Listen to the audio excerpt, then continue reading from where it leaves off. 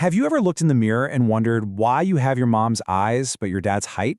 Well, today we're diving straight into this explainer on the foundational principles of genetics and inheritance to unpack the exact biological rules that make that happen.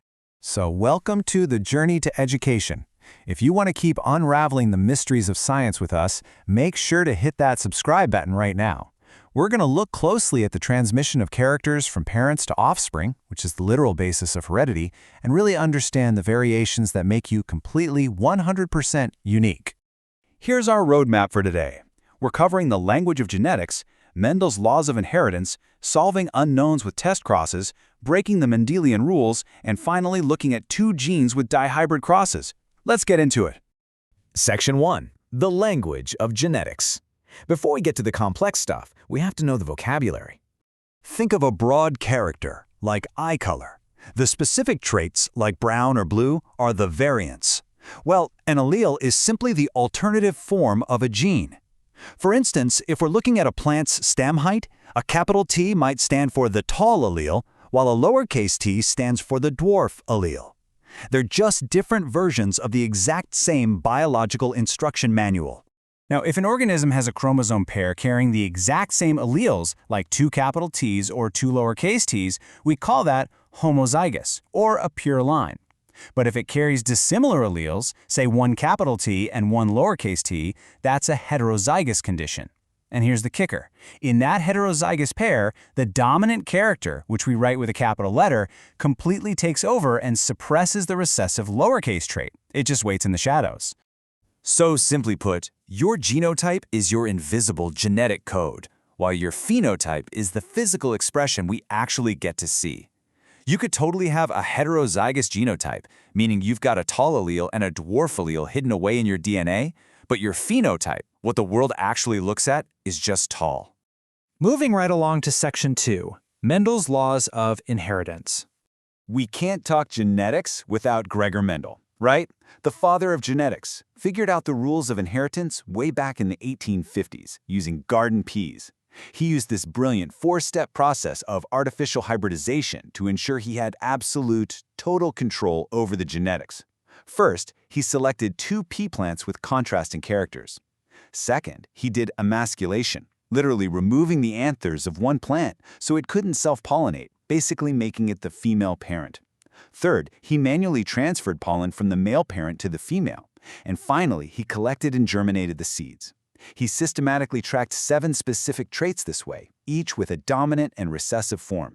The huge takeaway from Mendel's work is that discrete units, which we now call genes, control our traits. And during gamete formation, they cleanly segregate, so you only pass on one factor.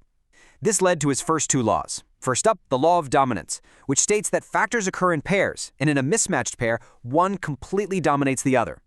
Then, the law of segregation, which tells us that when a parent forms gametes, like sperm or egg cells, the alleles separate. The gamete only receives one of those two factors. When Mendel looked at just a single gene, like stem height, he kept seeing this vibrant, undeniable phenotypic ratio: 3 tall plants for every 1 dwarf plant. We call this a monohybrid cross because we're looking at just one single trait. Even though hybrids were crossed, the offspring consistently showed this physical, visual 3-to-1 split. But the physical look is only half the story. The hidden genotypic ratio behind those plants is 1 purely tall, 2 hybrids, and 1 purely dwarf. If you use a Punnett Square to calculate the probabilities, you'll see that the underlying DNA perfectly splits into 1 homozygous dominant, 2 heterozygous, and 1 homozygous recessive. That's our 1-to-2-to-1 ratio. All right, Section 3, Solving Unknowns with Test Crosses. Okay, imagine you have a tall plant, but you have no idea what its hidden genotype is. Is it purebred tall or a hybrid? By crossing your mystery dominant plant with a purely recessive one, the resulting 1-to-1 ratio acts like a genetic lie detector test. Mendel was a genius for figuring this out. If you cross an unknown tall plant with a dwarf plant and all the offspring are tall, boom, your unknown was purely dominant. But if you get a 1-to-1 ratio of tall to dwarf plants, you instantly know your unknown plant was heterozygous. Now for the really fun part. Section 4. Breaking the Mendelian rules. What happens when nature decides to ignore Mendel's neat and tidy categories? Take snapdragons, for example. Neither the red nor the white allele is completely dominant. So you get this beautiful intermediate pink splash, which we call incomplete dominance. If you cross a homozygous red flower with a homozygous white flower, you don't get red flowers. You get an entirely pink generation. The phenotypic ratio perfectly matches the genotypic ratio here, 1 red to 2 pink to 1 white. The red allele just couldn't quite overpower the white one. Then there's human blood types, specifically the ABO system. Here we see codominance, where both the A and B alleles are entirely dominant and proudly express themselves together as type AB. Unlike incomplete dominance, where things blend together like paint, in codominance, both alleles fight for the spotlight, and they both win. If you get an A allele from one parent and a B allele from the other, your blood type is AB. Both traits are fully, clearly seen. Going even further beyond simple genetics, traits like human height and skin color are governed by multiple alleles across the population. And sometimes, a single gene can control many different traits, a phenomenon called pleiotropy. For example, in pea plants, the exact same gene that controls whether a seed is round or wrinkled also dictates the size of the starch grains inside it. It turns out dominance isn't just a built-in feature of a gene. It depends heavily on the specific product and phenotype we happen to be looking at. Let's wrap things up with Section 5. 2 genes and dihybrid crosses. It's time to scale up the complexity and track 2 pairs of traits at once.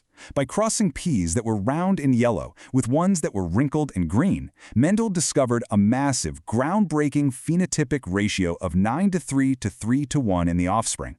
He wasn't just looking at color or shape anymore. He was looking at them together. And the result? 9 round yellow, 3 round green, 3 wrinkled yellow, and 1 wrinkled green. This massive cross proves something completely revolutionary. The genes for shape and the genes for color do not care what the other is doing. They get randomly rearranged independently of one another. Just because a seed is round doesn't mean it has to be yellow. The alleles independently assort during fertilization, creating entirely new, unique combinations that weren't even present in the original purebred parents. Thank you so much for joining this explainer on the foundations of inheritance. But before we go, I want you to think about this question. If just studying pea shape and color yields such incredible variation, how many interacting genes does it take to make you uniquely you? Imagine the millions of genetic combinations happening inside of you right now. We've literally only just scratched the surface of how traits are passed down. Ponder that complexity, and we will see you in part 2.